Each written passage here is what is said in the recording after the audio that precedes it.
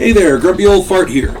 Due to YouTube's changing quote-unquote community standards, I created a channel called Grumpy Old Fart over on Rumble, a free speech alternative to YouTube. You can see all of my stuff over there, including my political and social commentary, as well as my current events videos. The links to my YouTube and Rumble channels, as well as links to let you order my books, are in the description of this video. If you enjoy my content, please like, share, subscribe, and comment. I welcome your comments, even if you disagree with me. Now, on with the video. Hey there, Grumpy Old Fart here. First off, let me say how much I appreciate the comments, questions, requests, and suggestions from my subscribers. I love you all, even if you disagree with me. Some of you probably disagree with my political stuff, and that's cool. You can disagree with me, it's okay. This was a requested topic from one of my subscribers. So here you go, man. Character generation in Recon. Before I start, let me remind you all that I use the deluxe revised Recon from 1999. Later versions may vary this information. Just be aware. So here we go. First off, you want to read pages 10 through 35. This will give you a good basic understanding of how characters are generated and what's important. Now, let's roll up a character. First off, players should coordinate with each other for primary MOSs. The group should have a point man, an intel specialist, a medic, and an RTO at the minimum. If your group doesn't have at least these 4 MOSs, it won't be able to function. You're going to have to run your characters, run the players. As a game master, you'll have to run the players in side adventures or keep them on the base, that kind of thing. If they're going into the field, they have to have at the least, a point man, an intel specialist, a medic, and an RTO. A recon team will not function without those 4. Just saying. Now, the other MOSs are essentially icing, and they're all good. There's not a bad MOS there. For the sake of this example, excuse me, there's something stuck there. For the sake of this example, let's say I've discussed the situation with the other players and the mission director, and we've decided that the group really needs an intel RTO specialist. First off, I roll my major characteristics and get a strength of 83, an alertness of 61, and an agility of 45. Not great, but definitely doable. Note that if the total of my 3 characteristics didn't add up to 100, or if any of my rolls were less than 30, the character would be 4F and I would be able to scrap it and roll 3 new stats. Sorry. Evidently there's a dog emergency somewhere. My strength, of course, determines my physical damage, which is like my hit points, how much damage I can take. It also determines my carrying capacity and my movement for those carrying capacities. I can comfortably carry 41.5 pounds of gear, which is half my strength, not counting my uniform, pack, and weapon. And 41 pounds is a lot of gear, just saying. And that's cool. I roll my height and my weight according to the book, page 12, and I get 6'1" and 193 pounds. It's not too bad. My age is 21, 17 plus a D10. I'm rolling up a character for use in Vietnam, in a Vietnam situation. Mercenaries, you roll a little differently. It's explained there in the book, but I'm doing one here for the Vietnam campaign. At this point, I determine where I'm from and some basic personality traits. I'm a tall, skinny redneck from Arkansas, and all this I chose. So, you know, I'm a tall, skinny redneck from Arkansas. Those are preferences by me. I'm not from Arkansas, but I have relatives who are. There's a lot of good people in Arkansas. My 2 MOSs are Intel and RTO. I read the short descriptions on page 13 and 14. Now on page 14, there's a chart, skills by MOS. I got the skills listed under my primary Intel MOS, plus climbing, assault rifle with 1 grade and M16, grenade throwing, and basic infantry training. Now, for those of you who, if you've read it and you don't quite grasp the situation, that's okay. The descriptions of climbing, assault rifle, grenade throwing, and basic infantry training are on pages 14 and 15. Climbing uses your alertness and your agility. Grenade throwing is equal to your agility plus 5. Essentially, it's your agility, but you get 1 grade of experience automatically. Every grade of experience adds 5% to your base. So, you know, most of your weapons, you're going to roll a percentage for the how good you are at it. And a grade of experience improves it, so you can get given time, you can get everything up to 100 or 98, I think it is the max. But that's, you know, that you got to have time. That's the thing. Grenade throwing is equal to agility plus 5, and my agility was 45. So I have a 50-50 chance of a hit with a grenade, which isn't great. My guy's not going to be throwing a lot of grenades. I'm just saying. And maybe not climbing so much either. At any rate, I also get what's called basic infantry training, and there's a lot of skills under this. U.S. mines and claymores. You know how to plant mines and claymores and how to disarm them at 50%. Still not great. You want to improve that as much as you can. You know how to use a walkie-talkie and a radio. You get to detect ambush mines and booby traps with your basic alertness.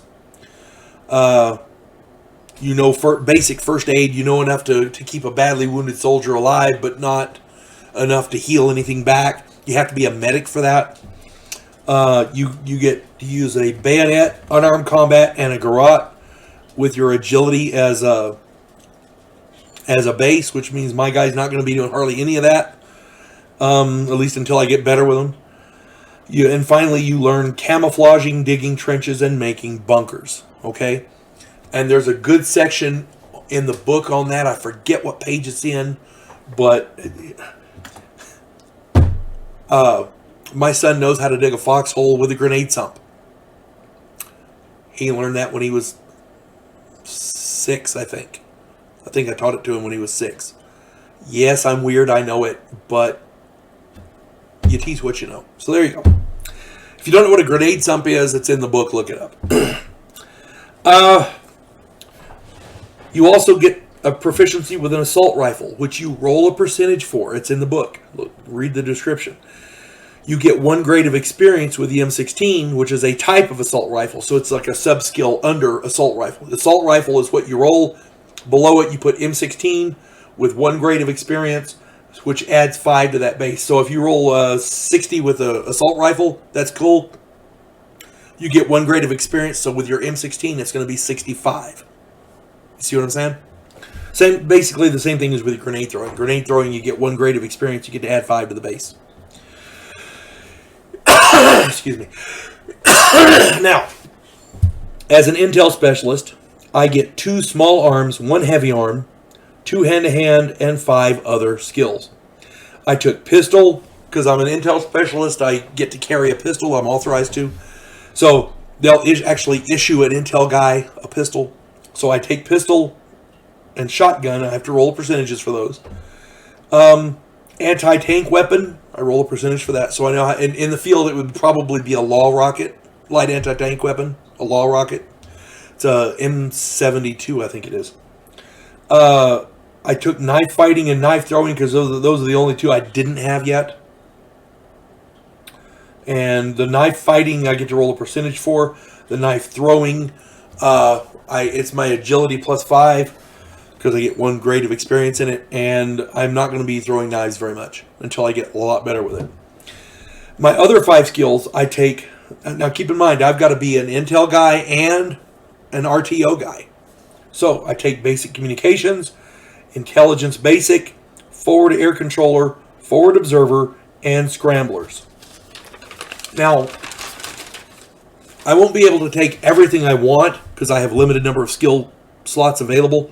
So I concentrate on the basics, which I know I will need. Later on through the course of the game, I can pick up other skills as I need them, as I can afford them. Read the skill descriptions on page 18 to 25 for how to roll the skill proficiencies. Next up is alignments. I usually run an opportunistic character for obvious reasons, so I will choose opportunistic. You can read up on the differences. There are alignments in wartime that are not good. At least not good for a group. They're good for a survivor, but not good for a group. I choose opportunistic for a reason. So just, that's me though. You can choose whatever you want. The mission director makes a roll and decides that since I'm an intel specialist, I will start out as an E4, a corporal, making $345 a month. And that's cool. I got no problem with that. So that's basic character generation. And it's fairly quick. It doesn't take a lot of time. These characters are basic characters. They're throwaway characters. They're not designed to survive. That's wartime. Okay, people have been walking along in a wartime footing and got shot and died and never knew the bad guy was anywhere near them. It's just the nature of the beast. Snipers happen. Landmines and booby traps happen. It is possible to die and never know how. Never know how you died. So keep that in mind. These characters are designed to be disposable. It reflects the realism of wartime. Now, this is get into a rule that I do. When I have players generate characters for a campaign, I add 6 to the non-weapon skills just to allow them enough skill selections to qualify them for both of their MOSs. But that's just me. You don't have to do that. I give them a little bit extra, for that. One suggestion for players as you play, try to gain the basic skills for all of the small arms so that you can have more options in the field. You also want to gain, as you play, gain all of the skills for your MOSs, the ones that are specific for your MOSs. With this character generation, there was a lot of skills I couldn't take because I did basic character generation and it's 5. I could only add 5. So Intel and RTO together have quite a few. There's I want to say 12 of them. So something like that. Maybe a dozen or so, 10 or 12. Anyway, the point being, I couldn't take them all. So through the course of the game, the first thing you want to concentrate on is weapons and skills for your MOSs. Those are your primary objectives. Once you get the skills for all those and you can start improving them, then you can concentrate on other things. And there is a wide variety of skills that are all useful in the game. So you just gotta look and see what you think your character is going to need. If you're making up characters together, one thing as a game master, in real life, many soldiers went to basic training together and served in the same unit. Okay, that was very common. So if you're making up characters together, several characters can get together and say, okay, I'm doing find food and water. You do detect, night fighting, detect enemy. You do the guerrilla stuff. You do the medical stuff. You're the RTO. We'll get together and decide what skills we can all take that will complement each other. That way, somebody in the group has a skill that will be needed. You see what I'm saying? Through the course of the game, those characters can teach those other skills to other characters. So everybody will have them. So, there's ways that you can do it that's a little more efficient. And it's not unheard of because, how many times has a guy stepped on a bouncing Betty and he hears a click and he goes, holy crap, and he doesn't move. And some guy comes over and says, well, I saw a guy do this one time. I'm going to have a try at disarming this mine. And some other guy comes over and says, I want to watch and see how you do it. That kind of thing. I wouldn't do it, but hey, it's possible. At any rate, there's all kinds of ways to do it. You just got to consult with your players. I hope this finds everybody well, and for the fella who asked me to do this, I hope I answered his questions. You folks have a good day now, and keep the suggestions coming. I'm open to them. You folks have a good day now. God bless one and all. We elect cookie-cutter politicians every single election cycle. Yes men who maintain the status quo and do just enough to make us believe the system still works. Imagine, if you will, a president who actually tries to fix things. If you like action, political intrigue, and a righteous crusade, check out my political thriller, The Righteous President.